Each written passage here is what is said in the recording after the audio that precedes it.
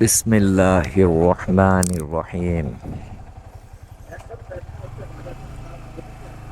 আসসালামু আলাইকুম রহমতুল্লাহি ওয়া বারাকাতুহু।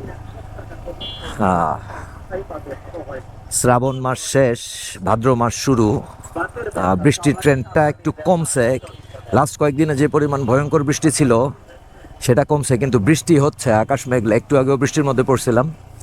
আজকে আমার ডে অফ।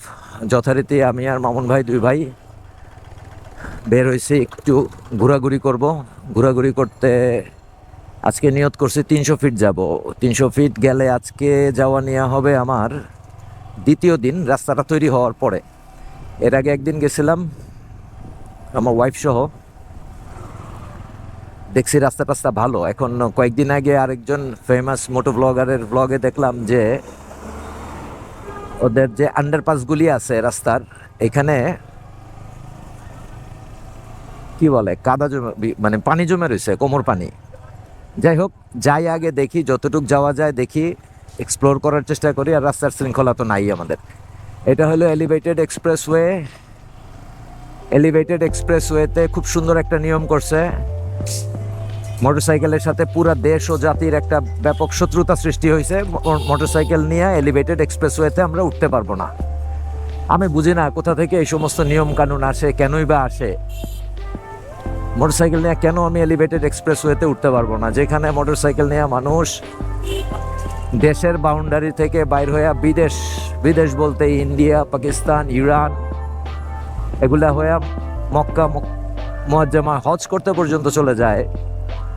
সেই জায়গায় আমরা এইটা নিয়ে আমাদের চিন্তা করতে হয় যে আমরা এলিভেটেড এক্সপ্রেসওয়েতে উঠবো কি উঠবো না। কি আজীব একটা ব্যাপার।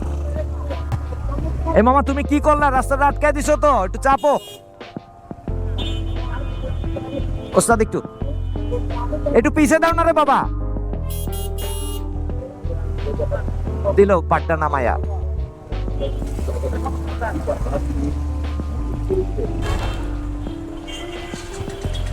ট্রাফিক জ্যামের উৎপাতে জীবনটা অতিষ্ঠ। কোথাও মানুষ যাইবো কেমনে যাইবো, হার মোড়ের মধ্যে 20 মিনিট 10 মিনিট করে সিগন্যালের মধ্যে আটকায় থাকবো। কি একটা অবস্থা! এত ইনফ্রাস্ট্রাকচারের ডেভেলপমেন্ট।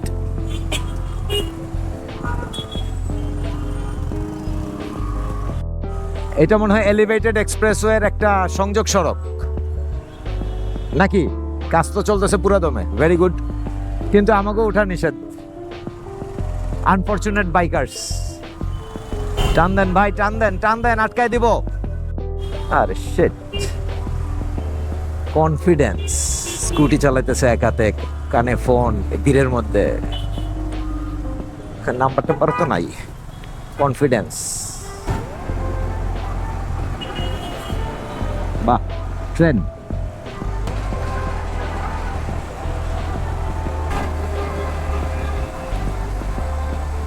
ভাই, এলিভেটেড এক্সপ্রেসওয়ে কিন্তু খারাপ করে নাই। এই মামুন ভাই, কই চলে যেতেছিলেন?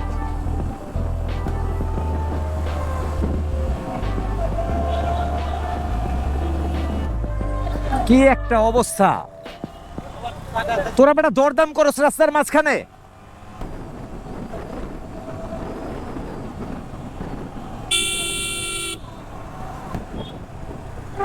বাবা রে বাবা।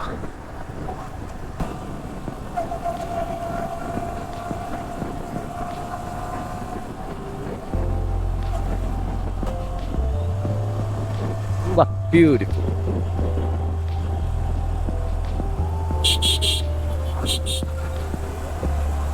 যান, ঘন্টা বাজায় কানের সামনে। তারপর মাউন্ট ভাই কোন দিকে যাবো? ডাইনে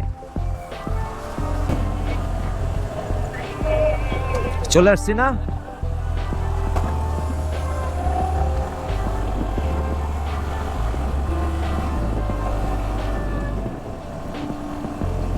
আবার ওই দিন দেখলাম এই পাশ ঠিক আছে, আবার আজকে এই পাশ বন্ধ। ব্যাপারটা কি? হায় তেরি। বেশ কিছু বাসায় এসে খেয়াল করে দেখি বেশ কিছু ফুটেজের কোনো শব্দই নাই, স্পেশালি শেষের দিকের। যেমন এই যে এখন স্ক্রিনে যে জায়গাটা দেখা যাচ্ছে, এই জায়গাটাই হলো আন্ডারপাস। এখানেই হাঁটু সমান পানি জমে যায়। তো আমরা গেছিলাম যখন, তখন কোনো পানি ছিল না, শুকনা ছিল।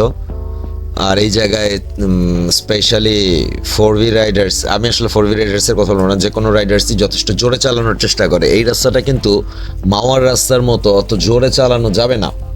তার কারণ হলো এই রাস্তাটাতে ট্রাফিক অত্যন্ত বেশি এবং নানান ধরনের ট্রাফিক এটার মধ্যে আছে। তো এইখানে আসলে অত জোরে চালানো যাবে না, কিন্তু পোলাপাইন ট্রাই করে, একটা উত্তেজনা নিয়ে ট্রাই করতে থাকে। তো আমরা আসলে আজকে রওনা হয়েছিলাম তেজগাঁ থেকে। তেজগাঁয়ে এক ছোট ভাইয়ের সাথে দেখা করছিলাম, সাংবাদিক ছোট ভাই, ওর সাথে দেখা করার পরে আমার ডে অফ ছিল। তো আমি আর মামুন ভাই দুজনে চিন্তা করলাম যে 300 ফিট রাস্তার ওই মাথায় যাব, তো সেদিকেই আমরা যাচ্ছি। তা এখন আমাকে আসলে ভয়েস ওভার করতে হচ্ছে। আমি জানি না ভয়েস ওভার করলে আসলে ভয়েস কেমন হবে, বা আসলে ভয়েস ওভারের ভিডিও দেখতে আদৌ ভালো লাগে কিনা। বাট আই ওয়াজ আনফর্চুনেট যে ভয়েস ওভার করতে হইতেছে, বিনা কারণে কি বলে সাউন্ড রেকর্ড হয় নাই।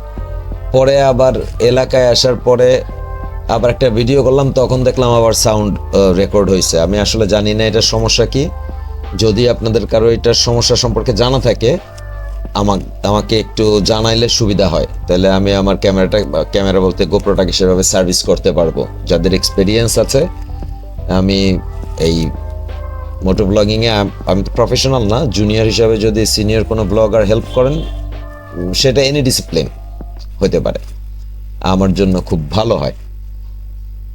আর হলো এই যে আন্ডারপাসের মধ্যে দিয়ে বাড়িতেছে এখন, তো যাচ্ছে হলো যে ব্রিজের শেষ মাথার দিকে। আর চিন্তা করছি যে একটা মিউজিক অ্যাড করে দিব সাথে, হয়তো শুনতে ভালো লাগবে সেটা। আর এই ফুটেজ দেখে দেখে এখন বগর বগর করতেছে, এটা একটা বিরক্তিকর ব্যাপার।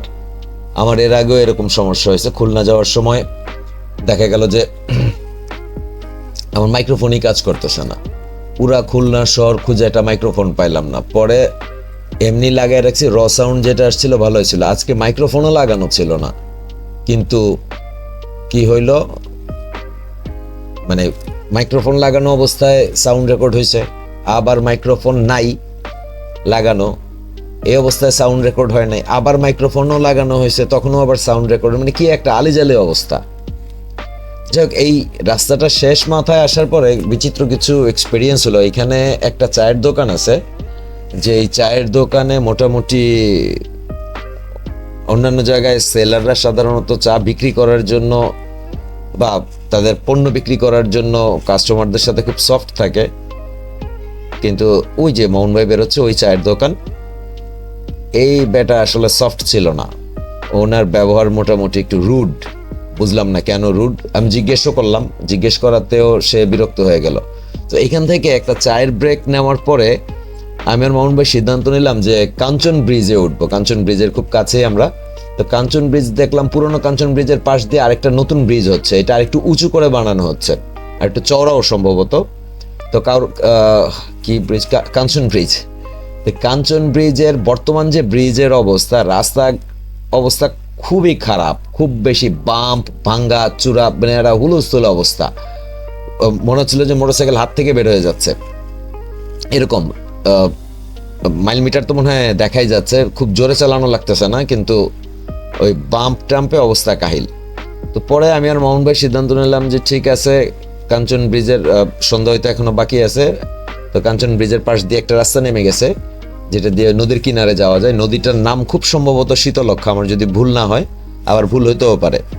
ব্যাপারাই নো যে এইখানে এই নদীটার নাম শীতলক্ষা হওয়ার কথা, অথবা এটা কি নদী যদি কারো জানা থাকে একটু কমেন্টে জানায়।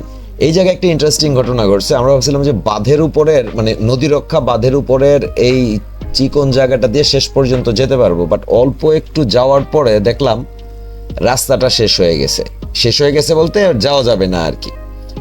পরে এই চিপা জায়গার মধ্যে বাইক ওইভাবে স্ট্যান্ডের উপরে ঘুরাইতে যায়, দেখি বাইক ঢালের মধ্যে পড়ে গেছে। পরে উদ্ধারকারী জাহাজের মতো মামুন ভাই ছুটে আসলো, আইসা হেল্প করলো, পরে মোটামুটি ঘুরাইতে পারলাম। তারপরে আবার ঘুরাইয়া ধীরে ধীরে নদীর কিনারে গেলাম আর কি। এই জায়গা দিয়ে নামছি নদীর কিনারে, আবার ওই দিক দিয়ে ঘুরে আর কি। এখন ডান দিকে যাব, ডান দিকে গিয়ে ঘুরে ওই যে গাছগুলি দেখা যায় ডান দিকে, এই ঠিক এই জায়গাটা, এখানে আমরা অল্প কিছু সময় কাটাইছি। যেহেতু এখানে আসলে কোনো সাউন্ডই নাই, যে কারণে আমাকে বগর বগর করে এখানে ভয়েস ওভার করতে হচ্ছে। তা আমি আর মামুন ভাই এখানে একটু সময় কাটাইছি। এখানে একটা প্যাডেল স্টিমারই আছে, হ্যাঁ প্যাডেল স্টিমার, এগুলো কাকে মনে হয় রকেট বলতো, ঢাকা খুলনা রুটে চলতো এই জিনিসগুলি, এবং এটা এই সময় খুবই পপুলার ছিল। তো এইটা দেখার পরে আমরা এখন এখান থেকে আস্তে আস্তে ইনশাআল্লাহ বাসার দিকে ফেরার চেষ্টা করব। ও তার আগে অবশ্য আবার কয়েকটা ওই স্টিমারের সাথে ছবিও তুলছি আমরা মোবাইল ফোন দিয়ে যদিও। তো এখানে ছবি টবি তোলার পরে ওইখান থেকে আমি আর মামুন ভাই এখন বাসার উদ্দেশ্যে রওনা হয়েছে। তো তখনও আমরা জানি না, যখন ক্যামেরাটা ওই মনোপডের মধ্যে বসায় মামুন ভাইয়ের হাতে দিছি বা মামুন ভাই নিছেন, তখনও আমরা জানি না যে ভয়েস রেকর্ড হচ্ছে না বা সাউন্ড রেকর্ড হচ্ছে না, অথবা কোনো একটা অসুবিধা হচ্ছে। আসলে আমার মনে হয় মাঝে মাঝে একটু বাজে টাজে দেখা উচিত ছিল। তো এটা কি কোনো সেটিংসের কারণে এরকম হচ্ছে না কি কারণে আল্লাহ ভালো জানে। যাই হোক, বিকালটা কিন্তু খুব এনজয় করার মতো ছিল। চারপাশের পরিবেশটা মোটামুটি ঠান্ডা ছিল। এদিকে এই রাস্তায় কোথাও কোথাও বৃষ্টি হয়েছে, কোথাও কোথাও হয় নাই। এলাকাটা মোটামুটি ঠান্ডা ছিল, আর আশেপাশের দৃশ্যগুলিও মাশাআল্লাহ আলহামদুলিল্লাহ যথেষ্ট সুন্দর ছিল।